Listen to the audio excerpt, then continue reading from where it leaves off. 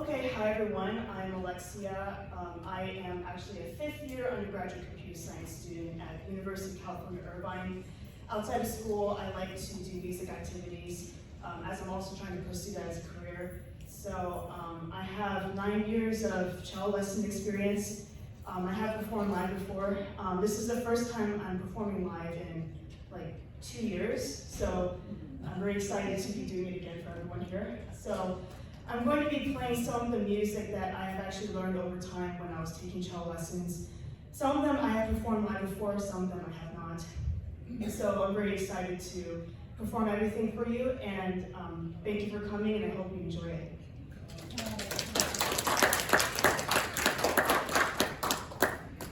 So this is kind of like a warm-up for myself actually, since I just arrived.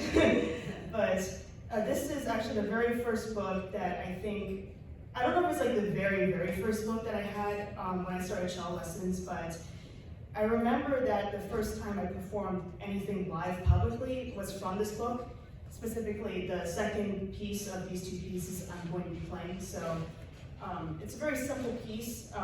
It's nice though, like easy listening, so hopefully you enjoy that.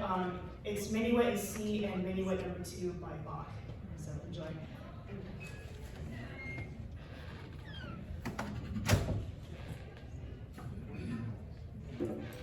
Also, we're going to see how the volume is without the microphone in front because it might get kind of loud, so just let me know, I guess, after if we need to turn it up.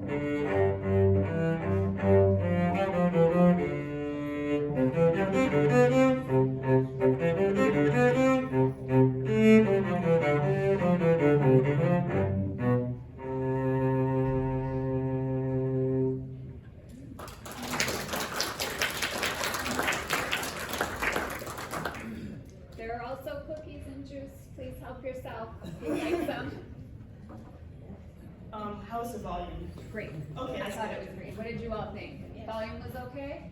Yes. No? Louder? We can't hear them. Oh, the volume of the cello, was it enough? Okay, thank you.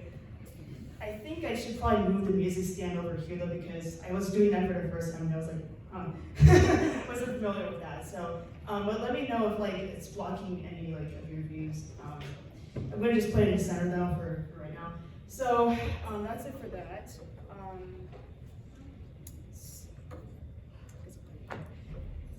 So the next piece I'm going to be playing is a piece by Handel.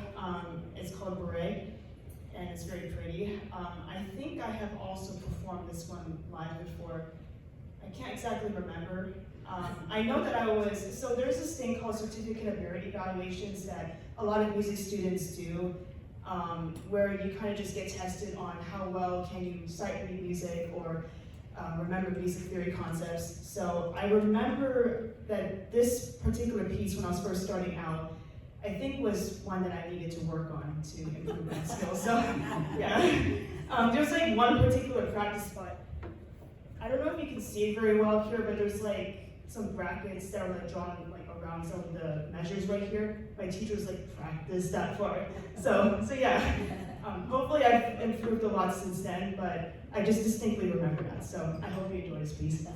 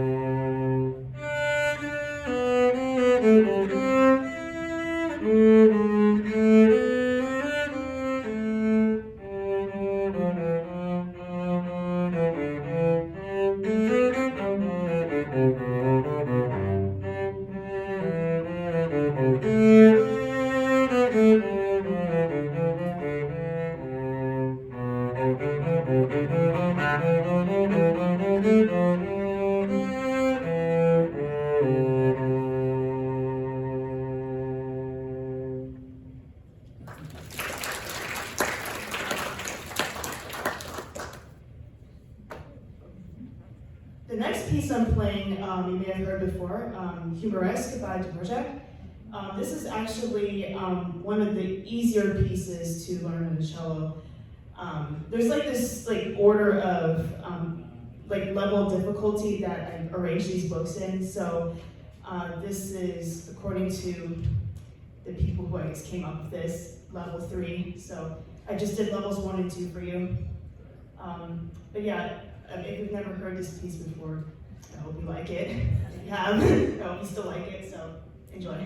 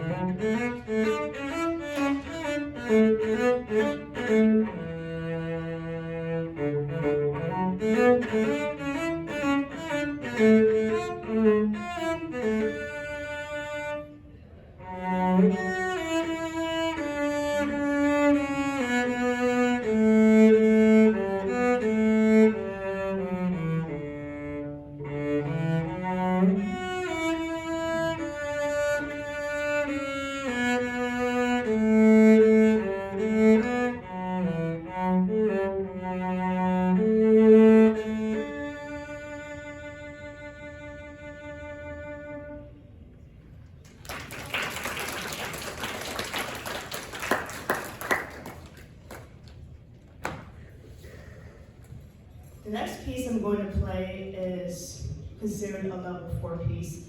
It's actually one of my favorites from one of my favorite composers, Tchaikovsky. It's called Chanson Triste. It's a bit more emotional, more sad, but it's a very pretty piece, so I really hope you enjoy it.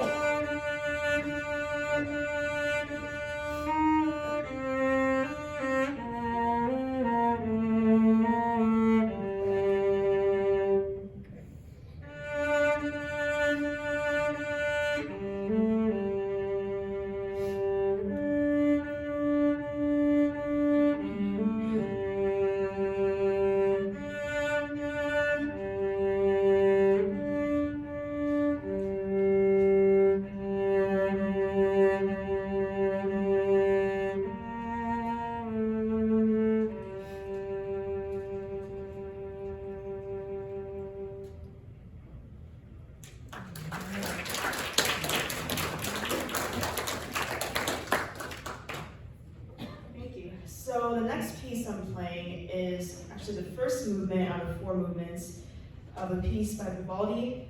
It's Sonata in E minor, opus 14, number 5. It's one of my favorite pieces as well. I'm specifically playing the first movement, which is in the tempo of largo, which means slow. Maybe you've heard it before. So I hope you enjoy it.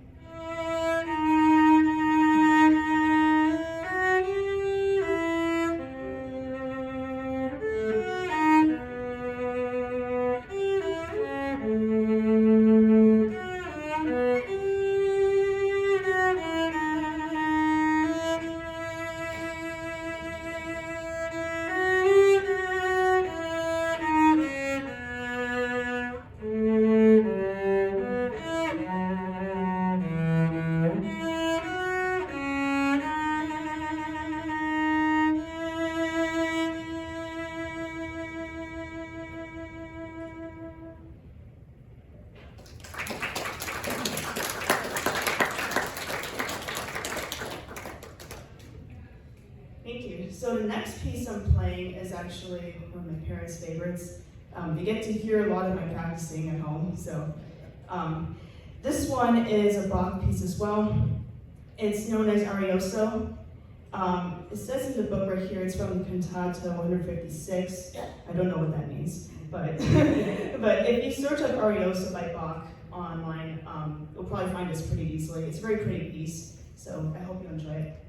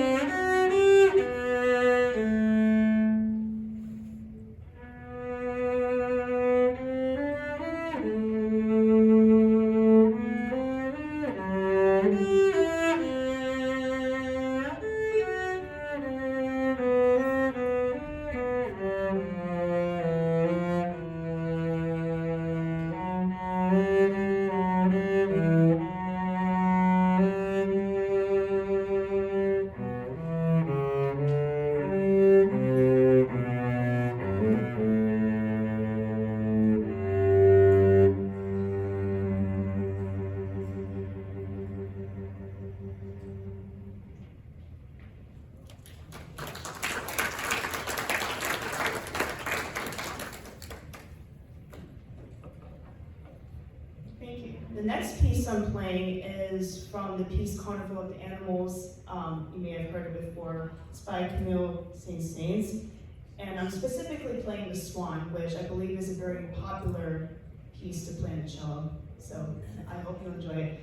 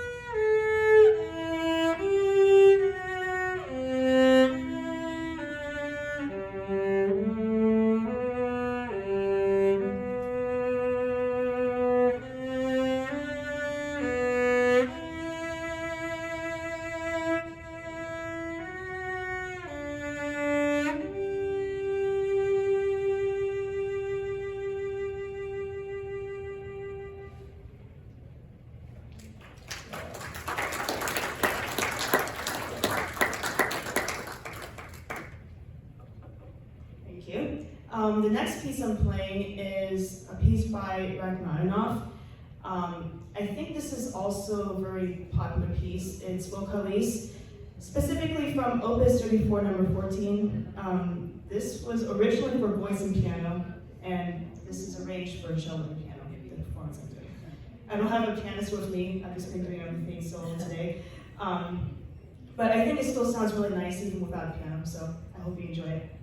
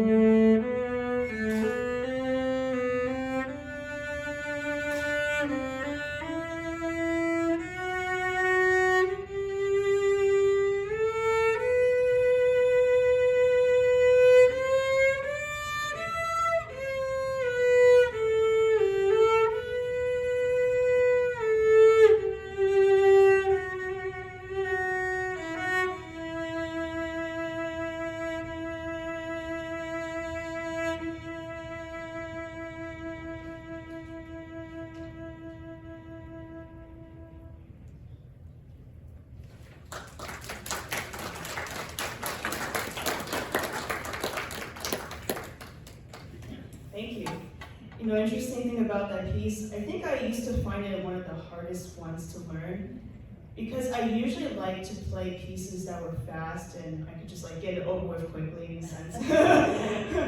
Because when you're first learning, you feel more pain in your fingers and your bowing hand, and you just kind of want to get it done over with. But when my vibrato got better, I actually started to appreciate the slower pieces a lot more because it actually helps me relax. My vibrato used to be super stiff, kind of like this, because you're not really used to like moving your hand like this, I guess. But eventually I just kind of learned how to relax with it, and I think when I play slower pieces, it's a lot easier for me to do that, so it's kind of a little fun fact, so I hope you enjoyed that. The next piece I'm playing, I actually was going to perform this live like 4 years ago now. It was my last year of high school. The pandemic actually interfered with that, so like everyone went like to online learning and all that, so I didn't get to perform this live. I was going to do it with somebody at my high school though, so I actually might show her this video afterward and kind of show her, okay, I still did it, But this piece is called Sicilienne. It's by Maria Theresa von Paradis. In this case, this is a revised version arranged for cello and piano. Again, there's no pianist here, but I think it sounds really nice by itself, just with the cello, so I really hope you enjoy it.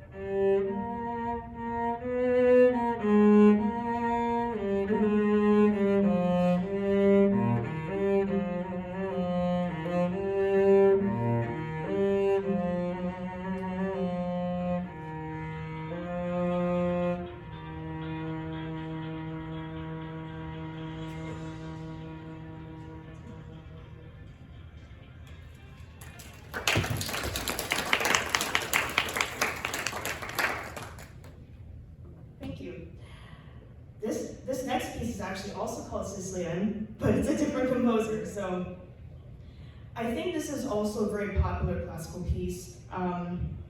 It says here it's from Opus 78, and it's for cello and piano, and it's composed by Fauré.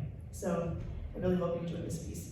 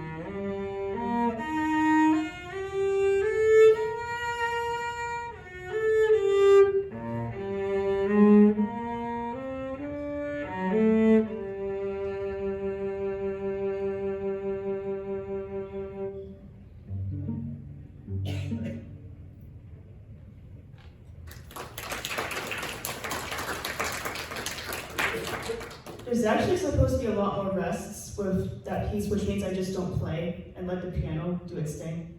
There's no piano. So I just kind of skipped through that, but I really hope you enjoyed that. And the last piece that I have for you today is also by Fauré. It's called Elégie. It's from Opus 24 for cello and piano. And it says here it's originally for cello and orchestra. So I think this is a very nice arrangement of it. I think a lot of cellists, I don't know if a lot of cellists have done this, but I know at least one cellist who my teacher had wanted me to watch before to kind of get some inspiration on how to perform this. I did perform this live before. I'm 22 right now, so that would mean it was like 7 years ago since I played it last for an audience, yeah. And this piece was pretty hard. I definitely had to practice it a lot. And I definitely wasn't as relaxed on stage as I am right now. I mean, it's kind of more like you have to get used to performing in front of people, I think, for it to just kind of start feeling less nerve-wracking.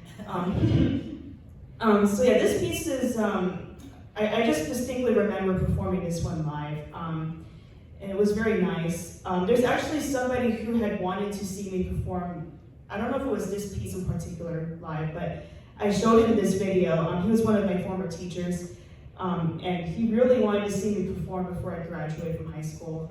He wasn't able to, like the pandemic happened, I graduated and all that, but hopefully, since I'm going to be, I guess, showing this video to other people, maybe it'll reach him. So this goes out to him, my former calculus teacher. So I hope you enjoy this piece. It's an emotional one, but I think it's really nice, so enjoy.